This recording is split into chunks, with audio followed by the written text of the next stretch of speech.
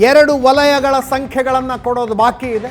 ಅದಾದ ನಂತರ ಒಟ್ಟಾರೆ ಕರ್ನಾಟಕದ ಸಂಖ್ಯೆ, ಮಧ್ಯ ಕರ್ನಾಟಕದ ಸಂಖ್ಯೆಗಳನ್ನು ನೀವು ನೋಡಿದ್ರೆ ಮಧ್ಯ ಕರ್ನಾಟಕ ಒಂದು ರೀಜನ್ ಕಾಂಗ್ರೆಸ್ಸಿಗೆ ಅಪ್ವರ್ಡ್ ಟ್ರೆಂಡ್ ಕಾಣಿಸ್ತಾ ಇದೆ. ಕಳೆದ ಸಲ 5 ಕ್ಷೇತ್ರಗಳಲ್ಲಿ ಗೆದ್ದಿದ್ದ ಕಾಂಗ್ರೆಸ್ ಈ ಸಲ 12ರಲ್ಲಿ ಗೆಲ್ಲಬಹುದು ಅನ್ನುವ ಲಕ್ಷಣ ಕಾಣಿಸ್ತಾ ಇದೆ. ಬಿಜೆಪಿಗೆ ಸ್ಪಷ್ಟವಾದ ಡೌನ್ವರ್ಡ್ ಟ್ರೆಂಡ್ ಕಾಣಿಸ್ತಾ ಇರೋದು ಕೂಡ ಇಲ್ಲೇ. ಕಳೆದ ಸಲ 21ರಲ್ಲಿ ಗೆದ್ದಿದ್ದ ಬಿಜೆಪಿ ಈ ಸಲ 13ಕ್ಕೆ ಇಳಿಯಬಹುದು. ಶಂಕರ್ ಶೆಟ್ಟಿ, ಕರೆಕ್ಟ್ ಅನ್ಸುತ್ತೆ ನಂಬರು?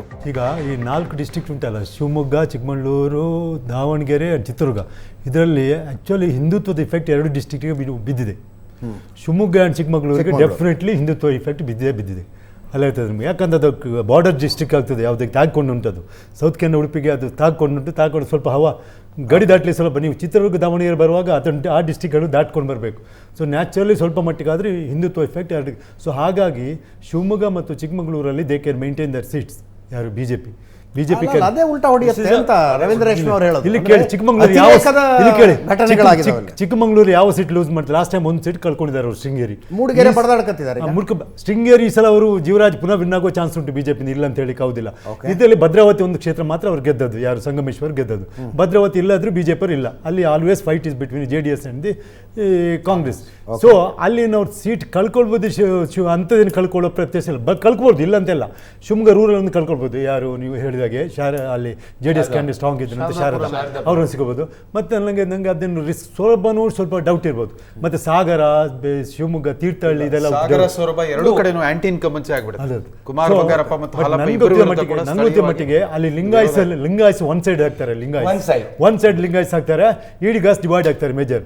ಅರ್ಥ ಇಡಿಗಾಸ್ ಕೆಲವರು ಡಿವೈಡ್ ಆಗ್ತಾರೆ. Idigas also like on the ಬಂದರ್ಪಾ seat, Idigas at least on the ground I can say ki are going more with the BJP in the district than the Congress. How they can lose more with the BJP. How they can lose Hindutva is affected there in that district. Okay, Chitradurga ದಾವಣಗೆರೆಯಲ್ಲಿ Hindutva effect ಆಗಿಲ್ಲ. So ಅಲ್ಲಿ ಏನು ಗೊತ್ತಾ, they are losing according to me, my assessment ಪ್ರಕಾರ they may lose the Chitradurga and Davanagere, they may lose the seats BJP and Congress can gain there actually. ಮತ್ತು JDSಗೆ ಅಂಥ effect ಇರಲ್ಲ. ಎಲ್ಲಾದರೂ ನಿಮ್ಮ ಚಿಕ್ಕಮಗಳೂರಲ್ಲಿ ಸ್ವಲ್ಪ ಗೌಡಾಸ್ ಜಾಸ್ತಿ ಇರೋದ್ರಿಂದ ಸ್ವಲ್ಪ ಸೀಟ್ ಅವ್ರ ವೋಟ್ಸ್ ಏನೋ ಹೆಚ್ಚು ಕಡಿಮೆ ಸೀಟ್ಸ್ ಅವ್ರು ಕನ್ವರ್ಟ್ ಮಾಡಲಿಕ್ಕೆ ಕಷ್ಟ. ಆದರೆ ಒಂದು ಘಟ್ಟ, one event which had disturb the stability there. ಒಳ ಮೀಸಲಾತಿ ಪ್ರಕಟವಾದ ಕೂಡಲೇ ಮೊಟ್ಟ ಮೊದಲ ಪ್ರತಿಭಟನೆ ಶಿಕಾರಿಪುರದಲ್ಲಿ ಲಂಬಾಣಿ ಸಮುದಾಯ ರಾಜ್ಯಾದ್ಯಂತ ಬಹಳ ಬಹಿರಂಗವಾಗಿ. ಸಪೋಸ್ ಲಂಬಾಣಿಸ್ ಏನಾದ್ರು ಉಲ್ಟು ಹೊಡೆದ್ರೆ ಏನು 1-2 ಸಿಟಿ ಎಫೆಕ್ಟ್ ಆಗುತ್ತೆ. ಅದು ಅವ್ರು ಲಂಬಾಣಿಸ್ ಮೆಜಾರಿಟಿ ಇದೆ. ಶಿಕಾರಿಪುರ ಸೀಟ್ ಚಾನ್ಸ್ ಉಂಟು ಸೋಲಿಕ್ಕೆ ಸಾಧ್ಯನೇ ಇಲ್ಲ ಅದು. Shivamogga and Chikmagalur are the places where the BJP can increase its seats. Chitradurga and Davangere is where Congress can, if Congress maintains, it will maintain this number. Correct. There are less chances for BJP to increase in Chitradurga and Davangere, but Shivamogga and I fully agree with both of them. They can gain in Chitradurga and Davangere, but not in Chikmagalur. In fact, BJP can gain more in Shivamogga and because of border districts of South Kerala. And Lingayats have also consolidated. And Idigas, if they divided Idigas, then very safe for the BJP. What is the impact of Yediyurappa stepping down from the CM's post? Can you see that on ground level? In Shivamogga, the vote what the BJP is getting is a pro-Yediyurappa vote. People say whether it is Shikaripura, whether it is Shivamogga, that Yediyurappa is our leader and the Lingayats are largely consolidating. In fact, the other castes are also consolidating. There are only 2 to 3 seats where there is just fight because of the candidate. All over Karnataka, what do you feel? Yediyurappa stepping down? It is not. It has got some impact, or? People have sympathy, but because of Yediyurappa stepping down, people are not going, or Lingayats are not going, okay, because Yediyurappa has stepped down, I will vote Congress party. That is not happening. Not even a small percentage of Lingayat votes? Not even a small percentage of Lingayat votes? No, I am not seeing that. I am not seeing cross-voting because of Yediyurappa stepping down. Only if Yediyurappa wants, that can happen. Right now, that is not the sentiment. Okay. ಯಾಕೆ represent ಆಗ್ತಿರಲ್ರಿ? ಅಲ್ಲ, is observation perfectly right ರೀ. ಯಡಿಯೂರಪ್ಪನವ್ರನ್ನ ಕೆಳಗಿಳಿಸದ effect Shivamogga ಜಿಲ್ಲೆಯಲ್ಲಿ ಆಗುತ್ತೆ ಅಂತ ನನಗನ್ಸಲ್ಲ. ಯಡಿಯೂರಪ್ಪನವರ ಪುತ್ರ ವಿಜಯೇಂದ್ರ ಮತ್ತು ರಾಘವೇಂದ್ರರ ಭವಿಷ್ಯದ ದೃಷ್ಟಿಯಿಂದ ಕೂಡ ಅಲ್ಲೇನೂ ಸಬುಟಾಜ್ನ ಪ್ರಯತ್ನ ಆಗಲಿಕ್ಕಿಲ್ಲ. ಆದರೆ ಯಡಿಯೂರಪ್ಪನವ್ರ ಇಳಿಸಿದ ಇಫೆಕ್ಟ್ ಹಾರ್ಡ್ಕೋರ್ ಲಿಂಗಾಯತ್ ಬೆಲ್ಟ್ನಲ್ಲಿ ಎಷ್ಟಾಗುತ್ತೆ? ಕಾಂಗ್ರೆಸ್ ಲಿಂಗಾಯತ ಅಭ್ಯರ್ಥಿಗಳನ್ನು ಇಳಿಸದ ಕಾರಣದಿಂದ ನಿಮ್ಗೆ 5% ವೋಟ್ ಶಿಫ್ಟ್ ಆದರೂ ಕೂಡ BJPಗೆ ನಷ್ಟ ಆಗ್ತಕ್ಕಂಥ ಸಾಧ್ಯತೆಗಳಿರ್ತವೆ ಬೇರೆ ಭಾಗಗಳಲ್ಲಿ. ಹಾಗೆ ನನಗನ್ಸುತ್ತೆ ಶಿವಮೊಗ್ಗ ಮತ್ತು ಚಿಕ್ಕಮಗಳೂರು ದೊಡ್ಡ ಮಟ್ಟದ ನಷ್ಟ ಬಿಜೆಪಿಗೆ ಆಗುತ್ತೆ ಅಂತ ಅನ್ಸಲ್ಲ. ಬಟ್ ಈಶ್ವರಪ್ಪನವರ ಅತೃಪ್ತಿ ಈಗ ಅಸಮಾಧಾನ ಅಲ್ಲ, Ishwarappa has no positive sentiment. ಈಶ್ವರಪ್ಪನವರ ಅತೃಪ್ತಿ ಅಸಮಾಧಾನ ನನಗನ್ಸುತ್ತೆ. not at all a factor there. Not at all factor. ಯಡಿಯೂರಪ್ಪನವರು ಮತ್ತು RSS ಒಟ್ಟಿಗೆ ಕುಳಿತುಕೊಂಡು ಒಂದು ವೇಳೆ ಶಿವಮೊಗ್ಗದ ಕ್ಯಾಂಡಿಡೇಟ್ ಡಿಸೈಡ್ ಮಾಡಿದರೆ ಶಿವಮೊಗ್ಗ ಕ್ಷೇತ್ರವನ್ನು ಕೂಡ ಆ ಇಫೆಕ್ಟ್ ನಿಂದ ಹೊರಗೆ ತಂದು ಬಿಜೆಪಿ ಗೆಲ್ಲಿಕ್ಕೆ ಸಾಧ್ಯ ಇದೆ. ಆದರೆ JDS ಕುರುಬಾಸ್ Yes. ಒಂದೇ ನಿಮಿಷ ಶೆಟ್ರೆ, ಒಂದೇ ನಿಮಿಷ. JDS 4 ಕ್ಷೇತ್ರಗಳಲ್ಲಿ ಇಲ್ಲೂ ಫೈಟ್ ಕೊಡ್ತಾ ಇದೆ. ಶಾರದಾಪುರ ನಾಯಕ್, ಭದ್ರಾವತಿ ಸೀಟ್, ಶೃಂಗೇರಿಯಲ್ಲಿ ಸುಧಾಕರ್ ಶೆಟ್ಟಿ ಥರ್ಡ್ ಈಗ ಗೆಲ್ತಾರೆ ಅಂತಕ್ಕಂಥದ್ದು ನಾನು ಹೇಳ್ತಾ ಇಲ್ಲ. ಆದರೆ ಅವ್ರು ಎಷ್ಟು ವೋಟ್ ತೆಗೆದುಕೊಳ್ತಾರೆ ಅಂತಕ್ಕಂಥದ್ದು ಅಲ್ಲಿನ ಫಲಿತಾಂಶವನ್ನು ನಿರ್ಧರಿಸುತ್ತೆ. ಹೌದು. And I am curious about this ಚಿತ್ರದುರ್ಗದ ರಘು ಆಚಾರ್. ರಘು ಆಚಾರ್ಗೊಂದು ಸ್ವಲ್ಪ ಮಟ್ಟಿಗೆ ಚುನಾವಣೆ ಹೇಗೆ ನಡೆಸಬೇಕು ಅಂತಕ್ಕಂಥದ್ದು ಗೊತ್ತಿದೆ. ಈಗ ಅವ್ರು JDS ಬಂದಿರೋದ್ರಿಂದ ಚಿತ್ರದುರ್ಗದ ಸೀಟ್ ಬಗ್ಗೆ ಕೂಡ ಐ ಆಮ್ ಕ್ಯೂರಿಯಸ್. ಈ 4 ಕ್ಷೇತ್ರಗಳಲ್ಲಿ JDS ಅನ್ನು ಟ್ರ್ಯಾಕ್ ಮಾಡಬೇಕು ಅಂತ ನನಗನ್ಸುತ್ತೆ. ಎಸ್, ಮುಂದಿನ ವಲಯಕ್ಕೆ ಹೋಗ್ತಾ ಇದ್ದೀವಿ. ಕಿತ್ತೂರು ಕರ್ನಾಟಕ, ಮುಂಚೆ ಮುಂಬೈ ಕರ್ನಾಟಕ ಅಂತ ಕರೀತಾ ಇದ್ರು. ಕಿತ್ತೂರು ಕರ್ನಾಟಕ 6 ಜಿಲ್ಲೆಗಳು, ಮುಖ್ಯವಾಗಿ ಬೆಳಗಾವಿ, ವಿಜಯಪುರ, ಬಾಗಲಕೋಟೆ, ಧಾರವಾಡ, ಗದಗ ಮತ್ತು ಹಾವೇರಿ. ಕಿತ್ತೂರು ಕರ್ನಾಟಕದ ಚುನಾವಣಾ ಗಾಳಿ ಯಾವ ಕಡೆ ಬೀಸ್ತಾ ಇದೆ? ಜನ್ ಕಿ ಬಾತ್ ಸಮೀಕ್ಷೆಯಲ್ಲಿ ಕಿತ್ತೂರು ಕರ್ನಾಟಕದ ಜನ ಯಾರ ಕಡೆ ಒಲವು ವ್ಯಕ್ತಪಡಿಸ್ತಾ ಇದೆ? ಬೆಳಗಾವಿ, ವಿಜಯಪುರ, ಬಾಗಲಕೋಟೆ, ಧಾರವಾಡ, ಗದಗ, ಹಾವೇರಿ, ಇವುಗಳ ಪೈಕಿ ಅತಿ ದೊಡ್ಡ ಜಿಲ್ಲೆ ಬೆಳಗಾವಿ. ಪೊಲಿಟಿಕಲಿ ರಾಜ್ಯದ 2ನೇ ಅತಿ ದೊಡ್ಡ ಜಿಲ್ಲೆ. ಬೆಂಗಳೂರು ನಗರ ಜಿಲ್ಲೆ 28 ಕ್ಷೇತ್ರ ಬಿಟ್ಟರೆ ಬೆಳಗಾವಿ 18 ವಿಧಾನಸಭಾ ಕ್ಷೇತ್ರ.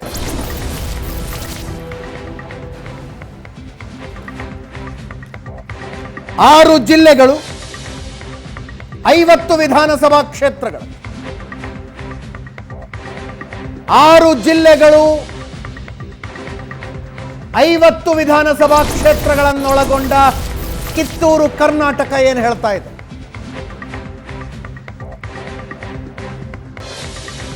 ಜನ್ ಕಿ ಬಾತ್ ಸಮೀಕ್ಷೆ, ಇದು ಏಷ್ಯಾನೆಟ್ ಸುವರ್ಣ ನ್ಯೂಸ್ ಮಹಾ ಎಕ್ಸ್ಕ್ಲೂಸಿವ್. ಕಿತ್ತೂರು ಕರ್ನಾಟಕದ ಸಂಖ್ಯೆಗಳು ನಿಮ್ಮೆದುರಿಗೆ. 6 ಜಿಲ್ಲೆಗಳು, 50 ವಿಧಾನಸಭಾ ಕ್ಷೇತ್ರಗಳು, +or-3 ಅಂತ ಓದಿಕೊಳ್ಳಿ. ಬಿಜೆಪಿ 31, ಕಾಂಗ್ರೆಸ್ 19, JDS 1 ಸ್ಥಾನವನ್ನು ಗೆಲ್ಲುವಂತೆ ಕಾಣಿಸ್ತಾ ಇಲ್ಲ. ಇತರೆ ಕೂಡ ಯಾರೂ ಇಲ್ಲ. 31 ಬಿಜೆಪಿ, 19 ಕಾಂಗ್ರೆಸ್, JDS ಇಲ್ಲ, ಇತರೆ ಇಲ್ಲ. 50 ಕ್ಷೇತ್ರಗಳ ಬಿಜೆಪಿ ಮತ್ತು ಕಾಂಗ್ರೆಸ್ ಮಧ್ಯದಲ್ಲಿ ಹಂಚಿಕೆಯಾಗಿವೆ. BJP looks like way ahead. 31 ಕ್ಷೇತ್ರಗಳಲ್ಲಿ ಗೆಲ್ತಾ ಇದೆ, ಕಾಂಗ್ರೆಸ್ 19ರಲ್ಲಿ.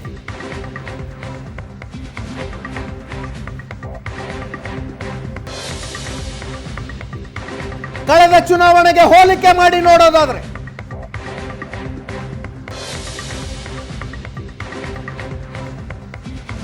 ಬಿಜೆಪಿ 1 ಕ್ಷೇತ್ರದಲ್ಲಿ ಮುನ್ನಡೆಯನ್ನು ಸಾಧಿಸುವಂತೆ ಕಾಣಿಸ್ತಾ ಇದೆ. ಕಳೆದ ಸಲ 30, ಈ ಸಲ 31.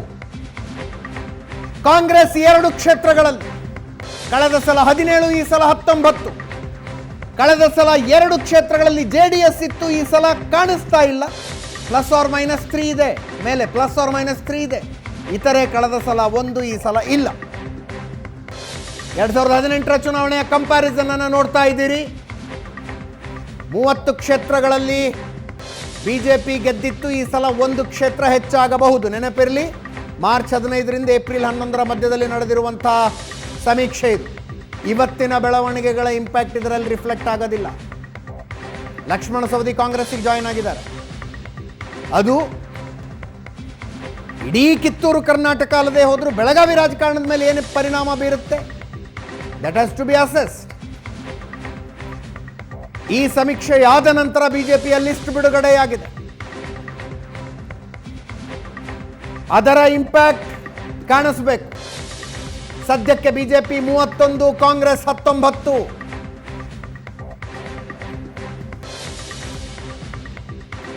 यस प्रदीप भंडारी जी, कित्तूर कर्नाटक एक ऐसी रीजन है जहाँ पे बहुत पॉलिटिक्स वॉलेटाइल होती है. और डिसाइड भी करती है कि कर्नाटका में कौन होना चाहिए, कौन नहीं होना अजीत जी, ये रीजन डिसाइड करेगा कर्नाटका के अंदर इवेंचुअली सरकार किसकी बनेगी या कौन सिंगल लार्जेस्ट पार्टी होगा। आने वाले समय में भी मैं बता सकता हूं। अभी की स्थिति में यह है कि जो मराठास हैं और जो लिंगायत्स हैं वो largely more than 60-65% Bharatiya Janata party के साथ कंसोलिडेट कर रहे हैं। बेलगावी डिस्ट्रिक्ट जो है जहां पे मेजॉरिटी 18 सीट्स आती है, which is more than 50% of the seats, वहां बीजेपी 60% से ज्यादा सीट्स जीतती हुई दिख रही है on a conservative estimate. And ये जो मराठास जो बीजेपी के साथ में वो मोदी और पार्टी के नाम पे है। पिछली बार एमईएस एक फैक्टर था, इस बार MES completely diluted factor, so there are no Maratha vote जो एमईएस की तरफ जाता हुआ दिख रहा है। Point number 1। पॉइंट नंबर 2 ये कि यहां पे लिंगायत जो है वो कांग्रेस की तरफ लार्जली कोई ऐसा ट्रेंड नहीं है कि डिवाइड होता हुआ दिख रहा है। पॉइंट नंबर 3 जो एससी वोट्स है, यहां पे जहां बीजेपी का कैंडिडेट ने काम किया है वहां पे एससी वोट या बीजेपी की तरफ जाता हुआ देख रहा हूं। यहां जहां मुस्लिम 30,000 या उससे ज्यादा है वहां पे एससी वोट यहां पे बीजेपी की तरफ जाता हुआ दिख रहा है, विच इज बिकॉज वहां पे एससी के अंदर हिंदुत्व की फीलिंग ज्यादा है rather than being an SC which is there. So अगर जहां जहां 35 हजार यहां पे कई विजयपुरा, बागलकोट, इन सब एरियाज के अंदर 30,000 से ज्यादा, कई कॉन्स्टिट्यूएंसीज में मुस्लिम 25,000 से ज्यादा, तो उन एरियाज के अंदर जो एससी वोट है rather then choosing the Congress, very very important. Belagavi ಜಿಲ್ಲೆಯಲ್ಲಿ ಮರಾಠ ವೋಟ್ 60% ಬಿಜೆಪಿಯ ಕಡೆ ಕಾಣಿಸ್ತಾ ಇದೆ. ಕಳೆದ ಸಲ ಇದ್ದಂಥ ಎಂಇಎಸ್ ಫ್ಯಾಕ್ಟರಿ ಸಲ ಅಲ್ಲೇ ಇಲ್ಲ, ಅದು ಬಿಜೆಪಿಗೆ ಲಾಭದಾಯಕವಾಗಿ ಕಾಣಿಸ್ತಾ ಇದೆ. ಲಿಂಗಾಯತ ಮತ ಬ್ಯಾಂಕನ್ನು ಒಡೆಯೋದಕ್ಕೆ ಕಾಂಗ್ರೆಸ್ಸಿಗೆ ಸಾಧ್ಯ ಆಗಿಲ್ಲ. ಲಿಂಗಾಯತ ಮತ ಬ್ಯಾಂಕ್ ಯಥಾ ಪ್ರಕಾರ ಬಿಜೆಪಿಯ ಜೊತೆಗಿದೆ. ಅದರ ಜೊತೆಗೆ ದಲಿತ ಮತಗಳು ಶಾಸಕರು ಚೆನ್ನಾಗಿ ಕೆಲಸ ಮಾಡುವಲ್ಲಿ ಬಿಜೆಪಿಯ ಶಾಸಕರು ಚೆನ್ನಾಗಿ ಕೆಲಸ ಎಲ್ಲ ಮಾಡಿದಾರೋ ಅಲ್ಲಿ ಬಿಜೆಪಿಯ ಕಡೆಗೆ ಹೋಗ್ತಾ ಇದೆ.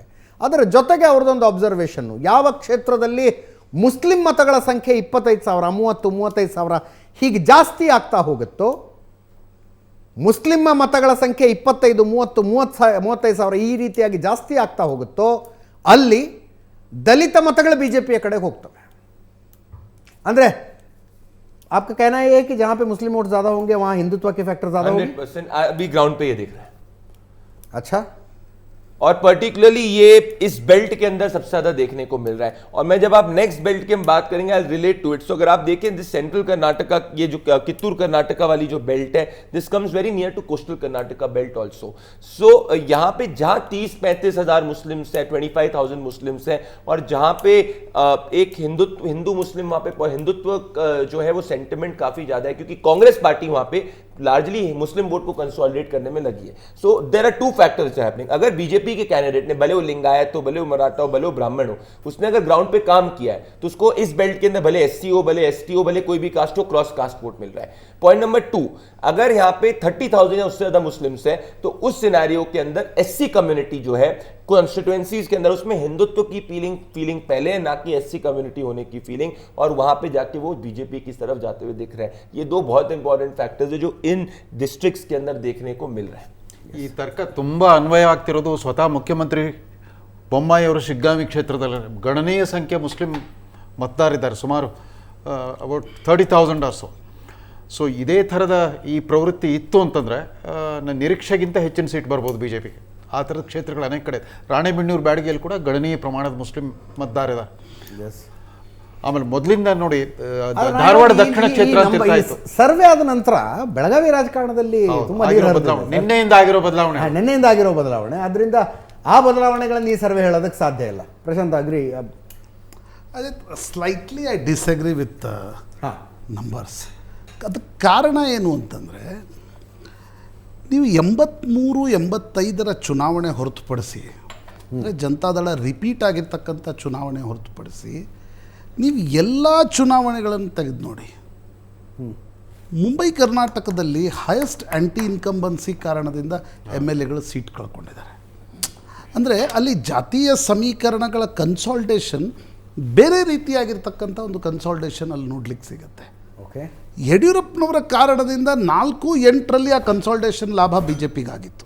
83-85ರಲ್ಲಿ ಜನತಾ ಪಾರ್ಟಿಗೆ ಏನಾಗಿತ್ತು, ಆ ಲಾಭ 4-8ರಲ್ಲಾಗಿತ್ತು. 13ರಲ್ಲಿ ಅದರ ನಷ್ಟ ಬಿ ಜೆ ಪಿಗಾಯಿತು. 18ರಲ್ಲಿ ಮತ್ತದರ ಲಾಭ ಬಿ ಜೆ ಪಿಗಾಯಿತು. ಒಂದು ಮತ್ತು ನನಗನ್ಸುತ್ತೆ SC ವೋಟರ್ಗಳಲ್ಲೂ ಕೂಡ ಮುಂಬೈ ಕರ್ನಾಟಕ ಭಾಗದಲ್ಲಿ SC left is solidly behind B J P. SC right is solidly behind Congress. Okay. Mumbai Karnataka ಭಾಗದಲ್ಲಿ ನಾವು ಅಂದರೆ ಅಲ್ಲಿ ರೈಟ್ ಲೆಫ್ಟ್, ಯಾಕಂದರೆ ಲೆಫ್ಟ್ ಲೀಡರ್ ಅಲ್ಲಿ ತುಂಬ ವೋಕಲ್ ಆಗಿದ್ದಾರೆ. ಗೋವಿಂದ್ ಕಾರಜೋಳ ಇದ್ದಾರೆ, ರಮೇಶ್ ಜಿಗಜಿಣಗಿ ಇದ್ದಾರೆ. ಹೀಗಾಗಿ ರೈಟ್ ಕಾಂಗ್ರೆಸ್ ಜೊತೆ ಈಗ ಪ್ರಸಾದ್ ಅಬ್ಬಯ್ಯ ಸತತವಾಗಿ ಹುಬ್ಳಿ ಧಾರವಾಡ ಪೂರ್ವ ಕ್ಷೇತ್ರದಿಂದ ಗೆದ್ದು ಬರ್ತಾ ಇದ್ದಾರೆ. ಇನ್ನೊಂದು ನನಗನ್ಸುತ್ತೆ ನೋಡಿ, ಮುಸ್ಲಿಂ ಬಾಹುಳ್ಯ ಕ್ಷೇತ್ರಗಳಲ್ಲಿ ವಿಜಾಪುರ್ ಒಂದನ್ನು ಹೊರತುಪಡಿಸಿದರೆ, ಈಗ ವಿಜಾಪುರ ನಗರ, ಬೆಳಗಾವಿ ಉತ್ತರ, ಖಾನಾಪುರ್, ಕಿತ್ತೂರು, ಜಮಖಂಡಿ, ಬಾಗಲಕೋಟ್ ನಗರ, ಇಲ್ಲಿ ಮುಸ್ಲಿಂ ಸೈಜಬಲ್ ಪಾಪ್ಯುಲೇಷನ್ ನಿಶ್ಚಿತವಾಗಿದೆ. ಹುಬ್ಳಿ ಧಾರವಾಡ ಪೂರ್ವ ಹೌದು. ನೀವು ಶಿಗ್ಗಾಂವನ್ನು ತೆಗೆದುಕೊಳ್ಳಿ. ಎಲ್ಲೆಲ್ಲಿ ನನಗನ್ಸುತ್ತೆ ಆ್ಯಂಟಿ ಇನ್ಕಂಬನ್ಸಿ ಕಾಡ್ತಾ ಇದೆನೋ BJPಗೆ, ಒಂದು ವೇಳೆ ಚಿತ್ರದುರ್ಗ, ದಾವಣಗೆರೆಯಲ್ಲಿ ಲೋಕಲ್ MLAಗಳ ವಿರುದ್ಧ ಆ್ಯಂಟಿ ಇನ್ಕಂಬನ್ಸಿ ಕಾರಣದಿಂದ BJP ಸೀಟ್ಗಳನ್ನು ಕಳೆದುಕೊಳ್ತಾ ಇದ್ದರೆ, this trend will continue in Mumbai Karnataka also. It is not that ನೀವು ಚಿತ್ರದುರ್ಗ, ದಾವಣಗೆರೆಗಳಲ್ಲಿ ಆ್ಯಂಟಿ ಇನ್ಕಂಬನ್ಸಿ ಕಾಡ್ತಾ ಇದೆ, ಮುಂಬೈ ಈ ಇಡೀ ಪ್ರಿಸಂಪ್ಷನ್ ನನಗನ್ಸುತ್ತೆ ಅಜಿತ್, ಲಿಂಗಾಯತರು ಒಟ್ಟಿಗೆ ವೋಟ್ ಹಾಕ್ತಾರೆ ಅಂತಕ್ಕಂಥದ್ದು ಪ್ರಿಸಂಪ್ಷನ್ ಇದೆ. ಆದರೆ ಮುಂಬೈ ಕರ್ನಾಟಕದಲ್ಲಿ ಎರಡು ರೀತಿಯ ಪ್ಯಾಟರ್ನ್, ನೀವು ಪ್ರತಿ ಅಲ್ಟರ್ನೇಟಿವ್ ಚುನಾವಣೆಗಳನ್ನು ನೋಡಿ, ಒಂದು ಬಾರಿ ಲಿಂಗಾಯತ ಅಭ್ಯರ್ಥಿ ಐದರ್ ಜನತಾ ಪಾರ್ಟಿ ಅವರ BJP, ಮೊದಲು ಜನತಾ ಪಾರ್ಟಿ BJP ಅವರಿಗೆ ಉಳಿದವರು ಮತ ಕೊಡ್ತಾ ಇರೋದ್ರಿಂದ ಆ ಅಭ್ಯರ್ಥಿ ಗೆಲ್ತಾನೆ. ಇನ್ನೊಂದು ಬಾರಿ ಕಾಂಗ್ರೆಸ್ ಒಂದು ರಿವರ್ಸ್ ಮೊಬಿಲೈಸೇಷನ್ ಮಾಡುತ್ತೆ, ಓಕೆ, ರೆಡ್ಡಿ ಲಿಂಗಾಯತರಿಗೆ ಕೊಡುತ್ತೆ. ನೀವು ರೆಡ್ಡಿ ಲಿಂಗಾಯತರಲ್ಲಿ ಎಷ್ಟಿದ್ದಾರೆ ತೆಗೆದು ನೋಡಿ, GS ಪಾಟೀಲ್ ರೋಣದಲ್ಲಿದ್ದಾರೆ, HK ಪಾಟೀಲ್ ಇದ್ದಾರೆ, ಕೋಳಿವಾಡ್ರು ಇದ್ದಾರೆ, BR ಯಾವಗಳು ಇಲ್ಲ. HK ಪಾಟೀಲ್ ರೆಡ್ಡಿ ಲಿಂಗಾಯತರಲ್ಲ. ಲಿಂಗಾಯತರ ಅಲ್ವೇ ಅಲ್ಲ. ನಾನು ಹೇಳ್ತಾ ಇರೋದು ರಿವರ್ಸ್ ಮೊಬಿಲೈಸೇಷನ್ ಹೇಗಾಗುತ್ತೆ ಅಂತ. ನಾಮಧಾರಿ ರೆಡ್ಡಿ, ಅವ್ರು ಲಿಂಗಾಯತ ರೆಡ್ಡಿ ಅಲ್ಲ. ಅಂದರೆ ಲಿಂಗಾಯತರ HK ಪಾಟೀಲ್ರಿಗೆ ಹೋಗಿ ಹಿಂದೆಗಡೆ ನಿಲ್ತಾರೆ ಅಂತಕ್ಕಂಥದ್ದು ಇರೋಲ್ಲ. ಗದಗ ಕ್ಷೇತ್ರದಲ್ಲಿ ಕೂಡ ಸೀಮಿತವಾಗಿ ಈ ಕೋನ್ ರೆಡ್ಡಿಗೆ ಕಾಂಗ್ರೆಸ್ ಟಿಕೆಟನ್ನು ನೀಡ್ತಾ ಇದೆ, ಬೀಳಿಗೆಯಲ್ಲಿ GT ಪಾಟೀಲ್ರಿಗೆ ಕಾಂಗ್ರೆಸ್ ಟಿಕೆಟನ್ನು ನೀಡ್ತಾ ಇದೆ. ಆ ಒಂದು ರಿವರ್ಸ್ ಮೊಬಿಲೈಸೇಷನ್ನ ಲಾಭ ಕಾಂಗ್ರೆಸ್ಗೂ ಕೂಡ ಆಲ್ಟರ್ನೇಟಿವ್ ಚುನಾವಣೆಗಳಲ್ಲಿ ಆಗ್ತಾ ಬಂದಿದೆ. ಇನ್ನೊಂದು ಸೈಲೆಂಟ್ ಫ್ಯಾಕ್ಟರ್ ನನಗನ್ಸದ್ದು ಮುಂಬೈ ಕರ್ನಾಟಕದ ಬಗ್ಗೆ, ಒಂದು ನರೇಂದ್ರ ಮೋದಿಯಲ್ಲಿ ಹ್ಯೂಜ್ಲಿ ಪಾಪ್ಯುಲರ್, ಮುಂಬೈ ಕರ್ನಾಟಕದಲ್ಲಿ ಹ್ಯೂಜ್ಲಿ ಪಾಪ್ಯುಲರ್, BJPಗೊಂದು ಸಂಘಟನಾ ಬೇಸ್ ಕೂಡ ಇದೆ. ಆದರೆ ಅದರ ಜೊತೆಗೆ ಪ್ರಾಯಶಃ BJPಯನ್ನು ಕಾಡ್ತಕ್ಕಂಥದ್ದು, ನಾವು ಈ ಪಂಚಮಸಾಲಿ ಮೀಸಲಾತಿ ಹೋರಾಟ ಶುರುವಾದ ನಂತರ ಪಂಚಮಸಾಲಿಗಳ ಮೀಸಲಾತಿ ಹೋರಾಟದಲ್ಲಿ ಈಗ ಕಾಶಪ್ಪನವರ್, ಯತ್ನಾಳ್ ಇವರು ತುಂಬ ಅಗ್ರೆಸಿವ್ ಆಗಿದ್ದಾರೆ, ವೋಕಲ್ ಆಗಿದ್ದಾರೆ. ನಾವು ಬೆಂಗಳೂರದವರೆಗೆ ಅವ್ರು ಚರ್ಚೆ ಮಾಡ್ತಾ ಇದ್ದೀವಿ. अदरದ್ದು इंपैक्ट क्या पड़ा उसका इंपैक्ट क्या था? पंचमसाली रिजर्वेशन का फाइट जो था, लिंगायत भले पंचमशाली हो across which is there, Lingayat largely भले सबसेक्स की मैं बात करूं, ऐसा नहीं है कि सबसेक्स लार्जली डिवाइड हो रहे हैं विच इज देयर. अब जैसे कि इनने एक बड़ा इंटरेस्टिंग पॉइंट बोला which is the Narendra Modi factor जो इस पूरे बेल्ट के अंदर है. मराठा BJP के साथ में या लिंगायत इस पूरे बेल्ट में भारतीय जनता पार्टी के साथ में इज नॉट कैंडिडेट पर से स्पेसिफिक. वहां पे देयर इज नो रीजन कि कांग्रेस को क्रॉस वोट कर जाए, मास क्रॉस वोट हो जाए. SCs के अंदर वो है बिकॉज SCs ट्रेडिशनल कांग्रेस के वोटर्स नहीं रहे. BJP से एनमास लिंगायत मूव तब किया था जब BS येदियुरप्पा वाज एट के साथ में whatever political developments took place, उस वक्त एनमास वोट हुआ था. यहां पे इस वक्त एनमास रीजन क्या है जो ग्राउंड पे नहीं देख रहा. you can't see any divide between the subsects of Lingayats. I am not seeing that on the ground right now. There is no large divide. See, if there is a very So good Congress. Panchamsali reservation fight has no impact on the voters. The Panchamsali voters. The Panchamsali Lingayats are rallying largely with the Bharatiya Janata Party as of right now, which is there. That is number one. This whole taking away 4% from the Muslims to the Vocaligas and others has ensured that more than 85% Muslims are rallying behind the Congress party. There is no division largely with the JDS.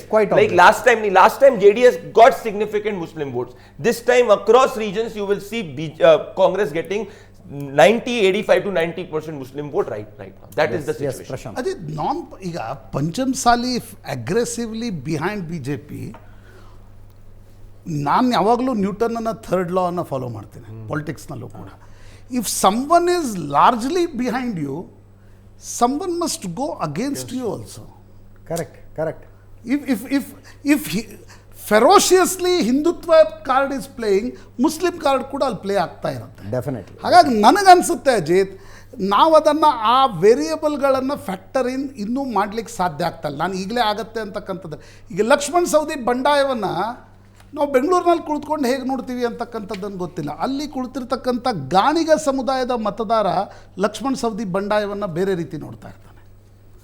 Jagadish Shettar ಬಂಡಾಯವನ್ನು Banajiga ಸಮುದಾಯದ ಮತದಾರ ಹೇಗೆ ನೋಡ್ತಾನೆ ಅಂತಕ್ಕಂಥದ್ದು ಗೊತ್ತಿಲ್ಲ. ಯತ್ನಾಳ್ರು ಬಣಜಿಗರ ವಿರುದ್ಧ vocal ಆಗಿ ಮಾತನಾಡಿದರು. ಅಪ್ಪು ಪಟ್ಟಣ್ ಶೆಟ್ಟಿ ಯಾಕೆ ಇಷ್ಟೆಲ್ಲ ಇದ್ದರೂ ಕೂಡ ಯತ್ನಾಳ್ರ ವಿರುದ್ಧ ಬಂಡಾಯ ಹೇಳ್ತಾ ಇದ್ದಾರೆ. ಹಾಗಾಗಿ ನನಗನ್ಸುತ್ತೆ ಅಜಿತ್, ಇಫ್ ಪ್ರದೀಪ್ ಭಂಡಾರಿ ಅವರ ಪ್ರಿಸಂಪ್ಷನ್ ಪ್ರಕಾರ ಲಿಂಗಾಯತರು ಒಟ್ಟಾಗಿ ವೋಟ್ ಮಾಡ್ತಾ ಇದ್ದಾರೆ ಬಿ ಜೆ ಪಿ ಅಂದರೆ, B J P will be in the advantages position. If ನೋಡಿ, Congress is trying to divide that. ಎಸ್ ಎಸ್ ಕಾಂಗ್ರೆಸ್ ಏನಾದರೂ ಸಬ್ಸೆಕ್ಟ್ನ ರೂಪದಲ್ಲಿ ಅದು ಆ ವೋಟಿಂಗ್ ಪ್ಯಾಟರ್ನನ್ನು ಬದಲಾಯಿಸಲಿಕ್ಕೆ ಯಶಸ್ವಿ ಆದರೆ ಮುಂಬೈ ಕರ್ನಾಟಕ ಸಿನಾರಿಯೋ ನಾವು +or-3 ತೋರಿಸ್ತಾ ಇದ್ದೀವಿ.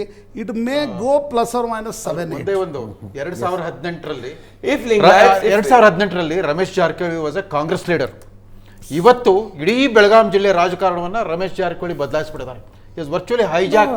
ಸರ್, ಲಕ್ಷ್ಮಣ ಸವದಿ ಈ ಕಡೆ ಬಂದ್ಮೇಲೆ ಬ್ಯಾಲೆನ್ಸ್ ಆಗಿರ್ಬೋದು.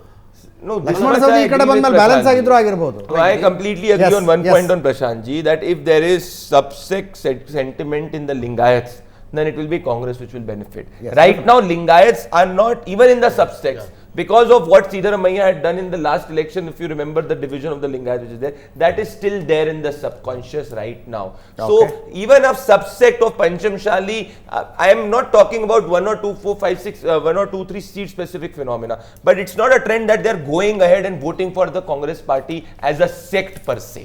If that happens, then +6 ಲಿಂಗಾಯತರು ಕಾಂಗ್ರೆಸ್ಸಿಗೆ ವೋಟ್ ಹಾಕ್ತಿದ್ದಾರೆ ಅನ್ನುವ ಲಕ್ಷಣ ಕರ್ನಾಟಕದ ಯಾವ ಭಾಗದಲ್ಲೂ ಕಾಣಿಸ್ತಾ ಇಲ್ಲ ಅಂತ ಪ್ರದೀಪ್ ಭಂಡಾರಿ ಹೇಳ್ತಿದ್ದಾರೆ. ಒಂದು ಸಣ್ಣ ಬ್ರೇಕ್, ಸಣ್ಣ observation. ಈಗ ನೀವು ರವೀಂದ್ರ ರೇಷ್ಮೆ sir rightly pointed out, Belagavi ಜಿಲ್ಲೆಯ ರಾಜಕಾರಣ ನೋಡಿ, ಕಳೆದ 4-5 ದಿನದಲ್ಲಿ ಹ್ಯೂಜ್ ಡಿಸ್ಟರ್ಬೆನ್ಸ್. ಪ್ರಾಯಶಃ ಈ ಸರ್ವೆ ಅದಕ್ಕಿಂತ ಮುಂಚೆ ಆದ ಕಾರಣದಿಂದ ಏನಾಗ್ತಾ ಇದೆ, ಬಿ ಜೆ ಪಿ ಜಾರಕಿಹೊಳಿ ಅವರ ಕಾರಣದಿಂದ ಟಿಕೆಟ್ ನೀಡಿದೆ ಅಂತಕ್ಕಂಥ ಪರ್ಸೆಪ್ಷನ್ ಡೆವಲಪ್. ಅಲ್ಲಿ ಜಾರಕಿಹೊಳಿ ಯಾರು ನೇತೃತ್ವ ಮಾಡ್ತಾರೆ, ನಾನ್ ಲಿಂಗಾಯತ್ ಮತಗಳ ನೇತೃತ್ವವನ್ನು ಜಾರಕಿಹೊಳಿ ಮಾಡ್ತಾರೆ.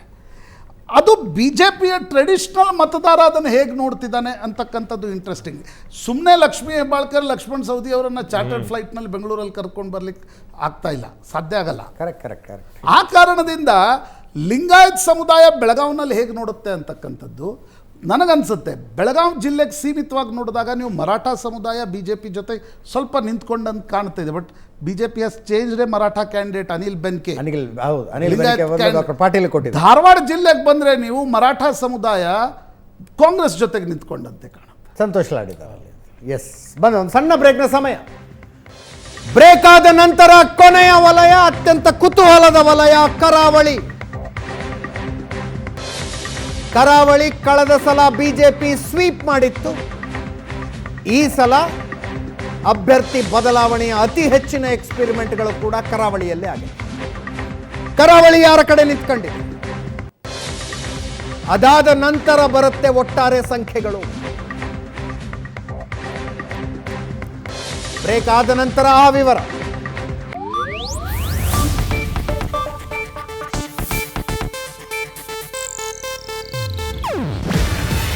ಇದು ಏಷ್ಯಾನೆಟ್ ನ್ಯೂಸ್ ನೆಟ್ವರ್ಕ್ ಪ್ರಸ್ತುತಿ. ನೀವು ನೋಡ್ತಿದ್ದೀರಾ ಏಷ್ಯಾನೆಟ್ ಸುವರ್ಣ ನ್ಯೂಸ್.